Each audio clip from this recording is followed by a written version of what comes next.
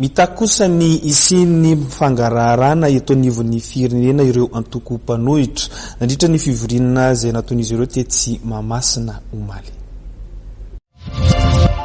Manoloana ny fanendrena ny Premier ministre Tsay Christian sy ireo ministra izay mandrafitra ny gouvernemanta vaovao dia mitaky ny amoahana Mahamasina anatrehan'ny vahoaka ny fifanarahana politika izay nolazaina fa natao ny antoko mpanohitra nandritra ny fivoriana tanteran'izy ireo tetsy Mahamasina omaly.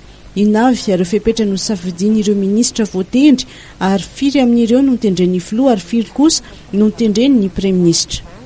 Ny ao anatin'ilay hoe accord politique izy nanao sony azy inona ny ao anatin'io accord politique io takinay zany satria firenena ny resahana ary ny firenena tsy an'olom-bitsy takinay zany mba ahafahantsika mametraka ny atao hoe accord électoral.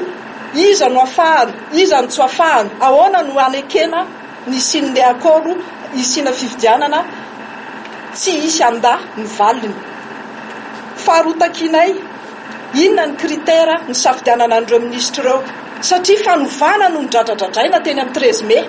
Zahay tsy miady aman'olona fa miady amina fomba fanao fantatra ary raha miaina raha malala ny fomba fitantanana misy tao anatin'ny ministera maro ary olona efa nitantana daholo ireo.